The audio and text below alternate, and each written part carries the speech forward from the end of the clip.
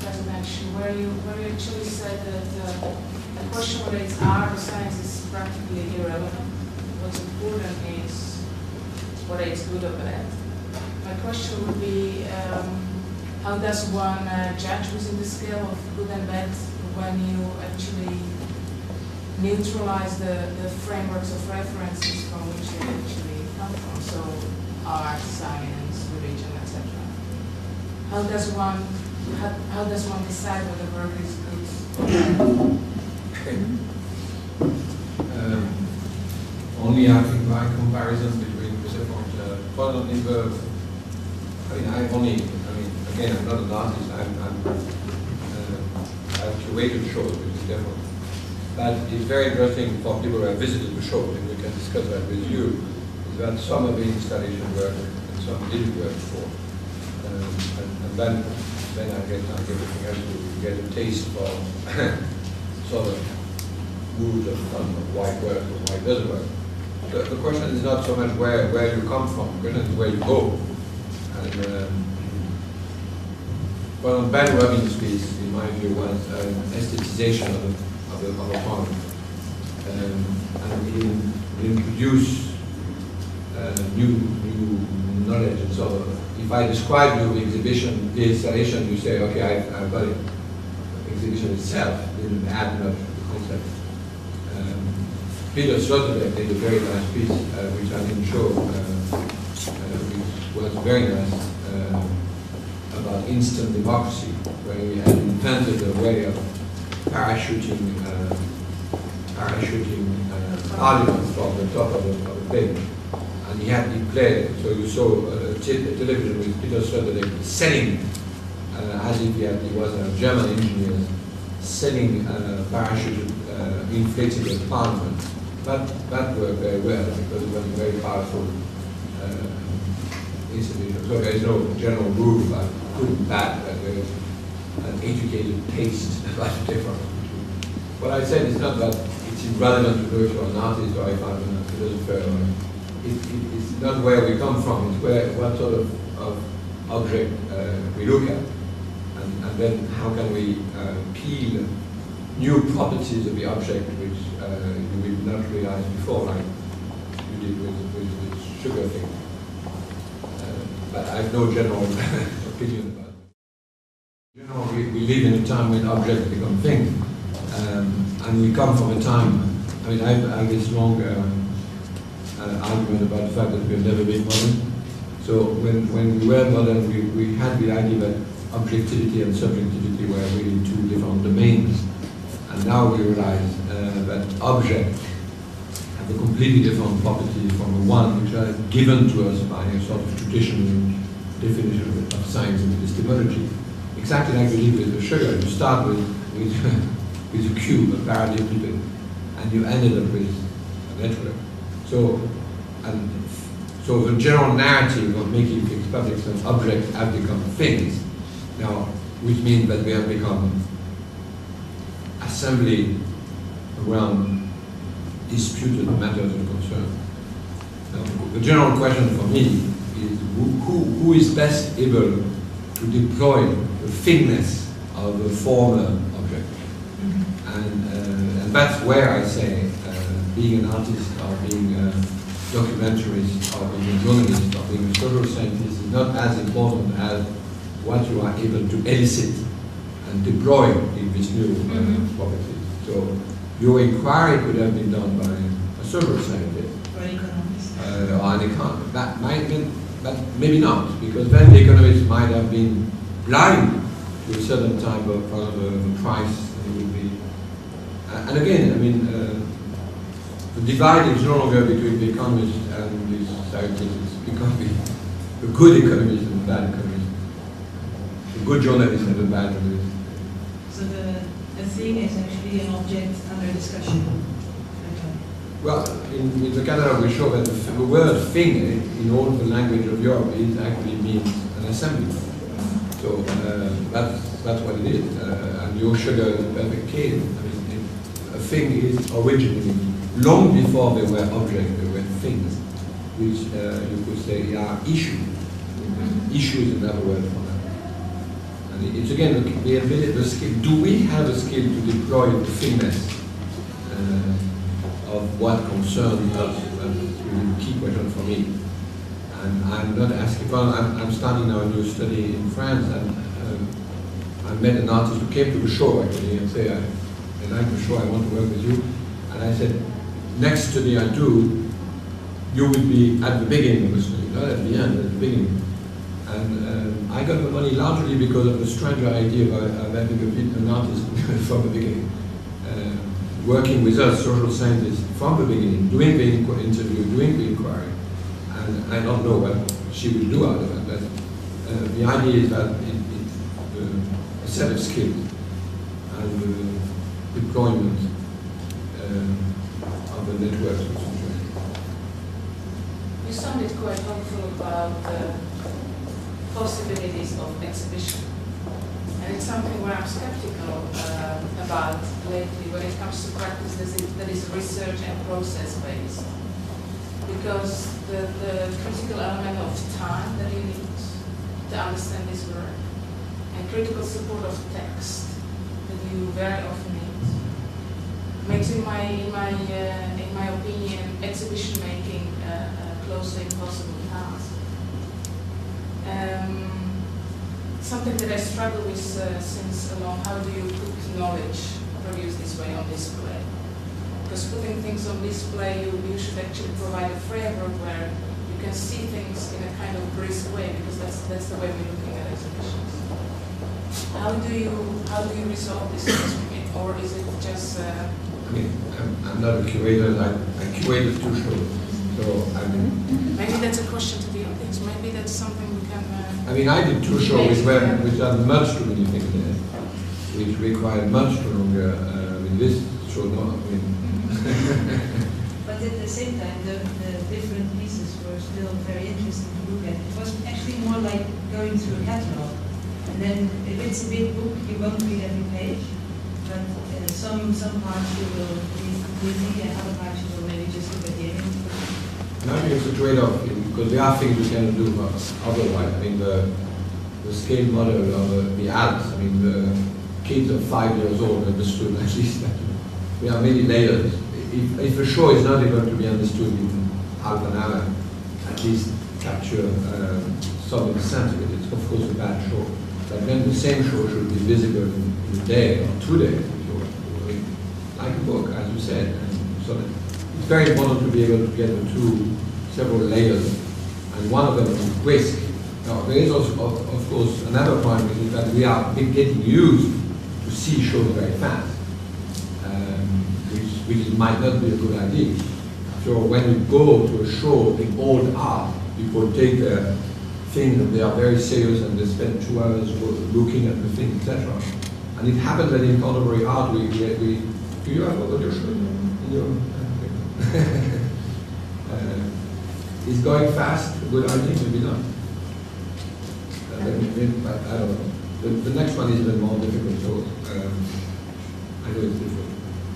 And then the relationship between publication and exhibition counts for all this practice as well, because regularly with almost every of your work you publish a little publication. Mm-hmm. So text-based piece of work, actually, and I wonder whether you see them as separate autonomous platforms, or would I believe that they only work together? The work as such, 2 sculptures at the Stellar Museum, mm-hmm. and the leaflet that's offered, or little book that's offered to the audience. So relationship between object and text-based publication. You asked what for me the relation is. Well, of course, there's also this option that you put a text over a film, for example, but then you get the information all at the same time. And I really like to cut, so that as a viewer you have 2 impressions and you need to have them in your mind. And I think actually that's also what happened when I saw your exhibition, because it's too much text, you're not going to read it. No, okay. Yeah, so they decided exhibition on this book. But see, if you were doing the opposite, which is to ask every social scientist to do a show in addition to text, that would be very, very interesting. your study of archaeology in Mexico would be a social scientist inquiry. Actually, there are a few sociologists or archaeologists. But what they publish is a paper in a journal which usually say only one picture and two without colors. That's usually an academic thing. When you have color, it's very rare. I mean, art historians are the only exception. So if you ask social scientists to produce, in addition to the report, an installation, it's very interesting. And also what is very interesting, and I checked about doing this too, is that when you ask social scientists and academics to do a show, they are first very frightened. And then the second, so most of them say, no, I'm a serious person, I don't do exhibition. And then the second thing they say, well, I cannot dumb down my ideas just for a show which will be seen very easily. And what they don't realize is that when you do a show, especially a show with lots of other things, including lots of artists, it's not dumbing down, it's actually very much constraining because of what you said, the speed and the connection.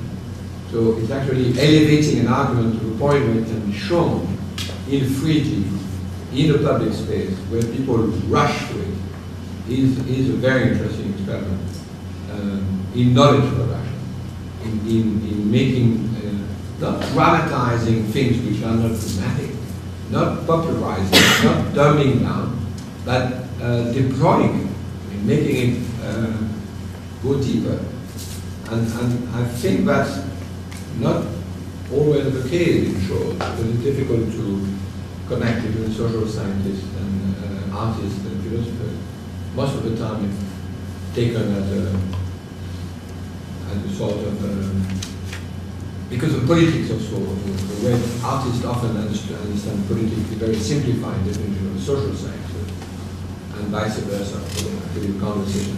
That's why in this show, I made sort of couple, always sort of little team. Andy Barry did a very interesting thing with an artist, a British young British artist. So the question is it's a procedure. If you are interested in knowledge production, the question is what the team, producing the team and the lab and the space. But there's no general answer. What are the questions here in the audience, Maria? Could you speak up? Sorry, the microphone broke down in the beginning of the talk. I'd like to know, is there what the panel think about the difference between knowledge production and information generosity? So is there a difference, or is it the same thing, or As a Information what? generosity? Giving out just information. So the difference between production of knowledge and distribution of information. Well, myself, I'm the enemy of information. I think information is absolutely useless and uninteresting. For the reason which was nicely illustrated by the first talk, which is that information supposes the dissemination of something that is not transformed. So it's what I call information double click, it just spread. It's supposed to. In economics, in information theory, it's supposed to spread. What is interesting is that information is transformation. And that's where artists and social scientists are interesting, because immediately you try to bring a lump of sugar in space, in a space which is supposed to be globalized, isomorphic, where it's just transfer of information, where it's dematerialized. You take the artist, but she could be a social scientist, maybe you are a social scientist also. What happened? It's not information, it's transformation, it's metamorphosis, it's certainly a big mess. And that's what is interesting. So the enemy of all of this debate about science and art and social sciences is information. Information is the enemy. It should be just hated and broken down and destroyed and I mean, that's my way of showing you. Anybody else in the panel wants to react? Well, maybe I can refer to, I had the opening 2 days ago, and then we built this installation with the red lights and the wet cardboard, and the really voice like very messy. And then people, like my friends, they came to the opening and they were very angry because they didn't understand. They had expected this really rigid presentation, and now they saw this mess.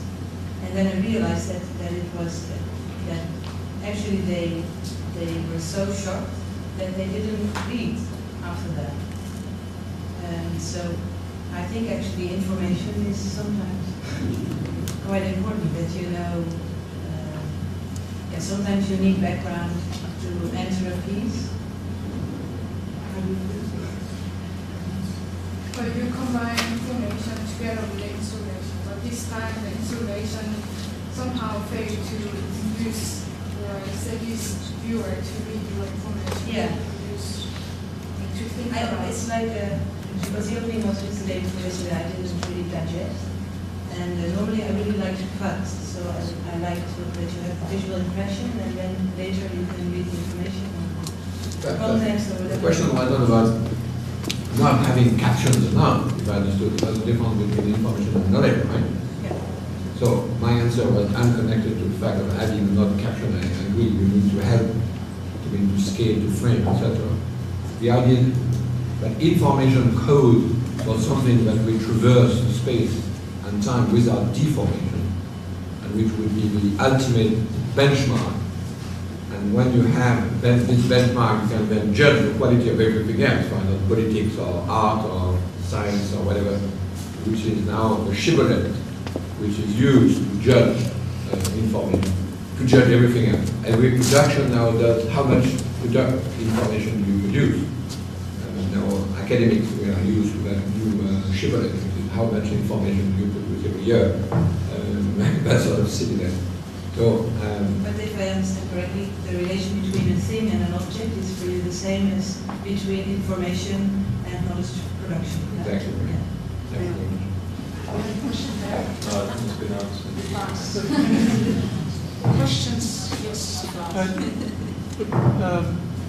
Mr. Latour, could you maybe elaborate a little bit on the project you're doing with Adam Lowe in Venice? I know from him that he did a 3D replica of a cave in Spain, and only through that archaeologists could find new knowledge which they couldn't find in the original cave. So this aspect of a facsimile which is made by a technician, I mean his background is both an artist and a printmaker, isn't it? Sort of the collaboration, but this seems to be a kind of missing link in between art and science, this collaboration with so-called technicians or artisans or craftsmen. Yeah, I mean, it's connected actually to this facsimile. I'd like to actually to have a few more information on the facsimile we saw. I mean, Larok, sorry. What Adam is interested in print, but when he understands print, he understands also printing tomb, or printing cave, or printing canvases. So it's not facsimile exactly in the sense of being a sort of dumbed down copy of the original. And the claret in concrete would be for him, right? I mean, if you do a copy, you have to do in stone. So we are doing a show with him around this question, which is type of exploring originality through facsimile, through reproduction. A show which might potentially really come actually to Utrecht. We are discussing this now. So it's the exploration of some qualities of the original through the fact that we produce it. And using digital equipment, not as the output, but as the input, not as the end, but as the beginning. So that's why the scanning, we are now scanning in the Louvre. It's quite funny because we are in the Joconde room, which is the most guarded room in the Louvre at night, looking at the Joconde. And here you have the scanner, which is the same scanner on your office. Just moving like this through this canvas with two guards that we have to pay because this is a very, very, very touchy part of the. But in effect, which the Louvre has not yet discovered, is that we are taking the original out. I was wondering if we can core your practice as like parasite knowledge or parallel knowledge to existing knowledge system. Well, in this project in specific, I work with archaeology, but I work also in other fields.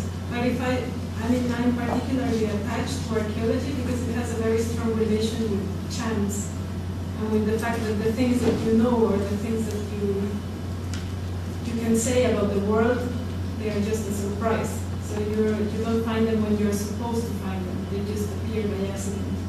And that's a link that I have like in many other works. And it's also related to how you display things or how you make them visible. Where if you don't make them visible, then they can still be distributed in a more minimal or fragile way.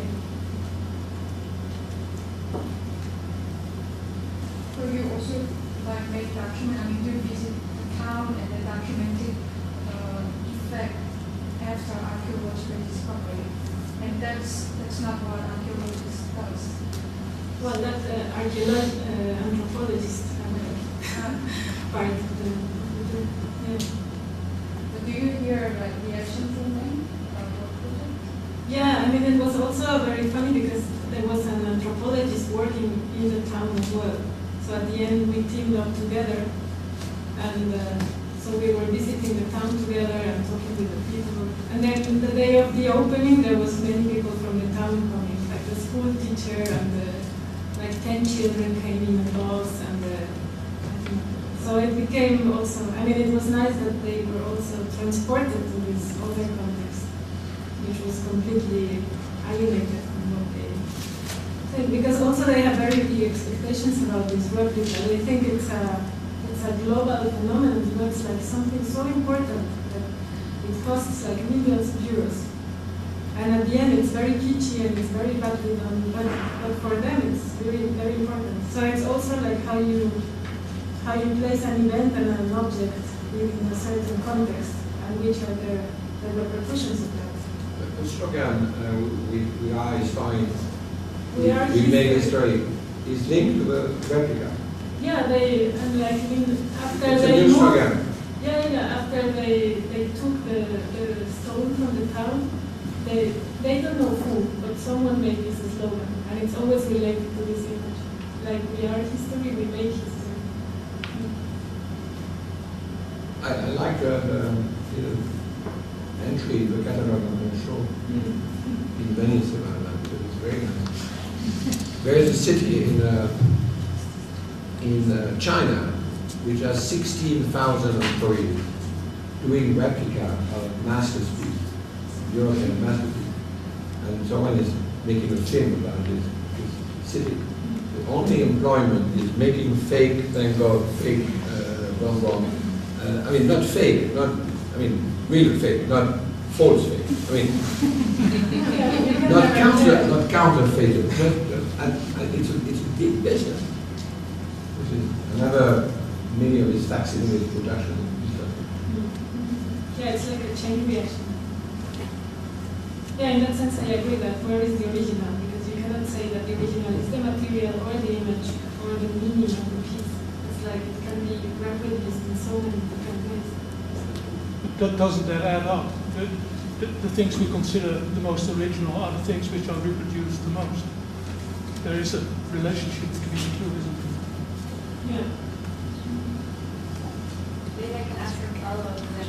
How is the absence of objects in the installation related to that? So, for example, that you have this process where you've done this documentation, and then I could imagine, for example, that you could have some really bad reproductions of each of the objects. So you have the shells. Why was there nothing at the end? I'm No, surprised. the classes, which are like the kind of onion parts of the pieces.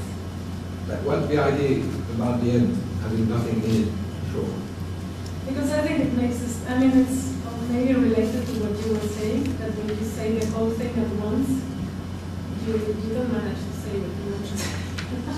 And maybe it was also because you studied this place where they removed the sculpture. So there was this whole environment shaped, but the actual sculpture in black. I mean, it's related to that, and also all these pieces, they have experienced so many changes in different museums and pedestals and trees and meanings and wall captions.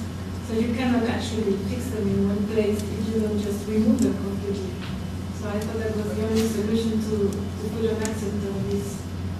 But I like to press the point because it's also a problem I have often with artists. So I want, maybe it would be a more polemical point, but I want to film point.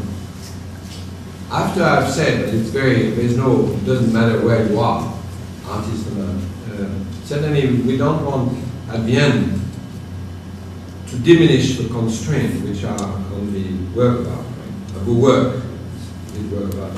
So I want to contrast the two cases. In your case, the lump of sugar coming back had a strange shape, but that was part of the experiment. Right? Why is it so? I would code you as a non-modern artist. That is, you are not interested in the absence, you are interested in the transformation. Now, I was surprised because the end looked like a very modernist gesture, a sort of Duchamp, very classical now, canonical, iconoclastic definition of what it is to be an artist, which is, I invite you to a show and there is nothing to see in it. That's bad for you, but of course I'm a very artist, so you understand, and you make a sort of ironic point. Now, I tend to make a big difference between ironic artists and non-ironic artists. So but in what you showed before, I didn't feel the irony, I feel the interest. I think you were interested in these things. So I cannot reconcile the beginning of your talk with the actual show. Can you explain that? Because for me, I mean, you asked the question of what the difference between good and bad. One of my makeshift judgment is, does it end in irony? So does it end in a sort of postmodern amusement or and I didn't feel bad at all in your first presentation, which I found very, very subtle ways of getting back quality of what it is to read and make the connection. But I was sort of shocked, I guess, because I did this iconoclast show, so we went through many of these iconoclastic gestures. By the end, so I want to understand if I missed something, or maybe you were too quick. No, I mean, you thought there was nothing, but there were many things. There were many things. There are all these things that you consider as nothing, like all these supports of art, they became invisible, because when you go to a show and there's a vitrine and there is nothing, then there is nothing. But there is a vitrine, and the pedestal, and the piece of, and the cast of the piece. So all the things that are actually objects, and they have a meaning and they have a history and they have their own narration inside. So that's what I wanted to talk about. I mean, you have vitrines from the 90s and from the, I don't know, from the end of the beginning of the century, from many different times. So this also talks about how the object is presented. So more than a cynical gesture, it's more a comment about all these supposed invisible objects, which are not really invisible, I think. So it was not a modernist gesture? No, I don't think so. Good. Are you so anti-modernist? No, we have never been modern, so I'm always interested in what makes artists cling to art, modernism. But I understand. I understood it actually as a kind of translation of your interest, because it seems like you are not only interested in the object, but especially about what it generates or the networking. Yeah, it's like about, I mean, also, I cannot play the audio guide here because it's in Spanish, but it's very funny and it's very, I don't know, it's very rich. So I think it adds a lot to the piece. So you would see people going through the exhibition and laughing like in the middle of the empty space. So that was also like a nice experience. Are there more questions, maybe? Maria? I would like to contradict everything. I think the two artists are the opposite. You should change roles because what I understand, kind of knowledge becomes the object. So Marianne, Lonnie, you have the object that it transforms, but with Marianne there is kind of knowledge as the object, or kind of a mystery. And in a sense, this kind of mystery has been removed from Lonnie's object. I don't know how to explain it, but yeah, just shit, what did I say? Yeah. Yeah,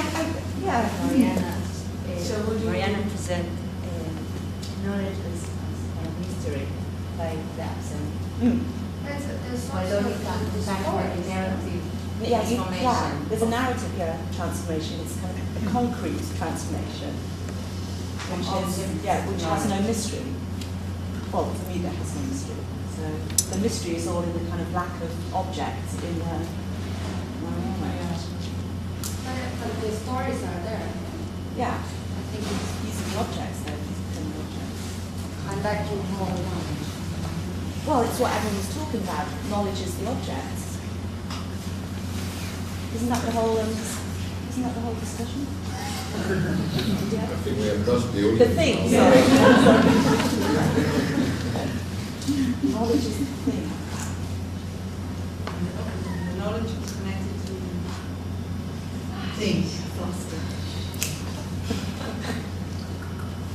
Are there more comments, questions? I would like to ask one more question because, in my view, in the relationship between the field of art and more traditional disciplines that produce knowledge, like science, I always seen artists kind of reaching towards those systems of knowledge, and I haven't seen traffic in the opposite direction. But you did mention that you and your colleagues within social scientists do discuss it. Let's make an exhibition. Would that be a hopeful sign or something that I immediately started to think about the potential danger? Because what I felt, it sounded like let's get artists to illustrate our ideas and popularize scientific knowledge to the public. I do hope I understood. Or is this the tendency within the... No, it's a real danger. There are two different dangers. First is fractals. So, whenever an artist wants to have a connection with science, it does show on fractals. Or if it's not on fractals, it's about astronomical images. So that's the danger in one direction. The danger in the other direction is to take artists for a glorified version of a layout design, of course, and to say, well, I have all these ideas and how to illustrate them. But of course, this is a very naive, in both directions, very naive definition of what is knowledge and knowledge. So the situation is very different. The situation is collaboration between these completely different skills, but looking at different new situations. So, for example, Adam is a typical, Adam Lowe is a typical kid where, when you go in the studio in Madrid, this is the laboratory or an artist studio in mood, because the question is what sort of equipment can you bring in order to explore the inner quality, an unexpected quality of a situation like the tomb of Tutmosis I. Now, is this an archaeologist? And you need, of course, then Egyptologists and archaeologists and facsimile builders and printers. And the question again is where you go from where you started from. So, in the two shows I did, precisely the design, the artist as a designer was useless because there were lots of good designers. The question is where you go. And in the show, if I had more time, I could have shown a situation where this existed, what to say. And I think that Ben Rubin is actually one of them. Where you have the idea and then you aesthetize it, so it's really laying it out. But don't forget the number of times where artists just pick up a small thing about quantum mechanics or a vague idea about DNA synthesis or whatever and make a little thing out of it. So if we talk about that, everyone goes back to his discipline and say, well, I'm a serious artist, and the guy says, I'm a serious biologist, and then the conversation stops. But whenever you begin to study something, I love this piece because it's so simple apparently, what's a lump of sugar, then the whole disciplines converge.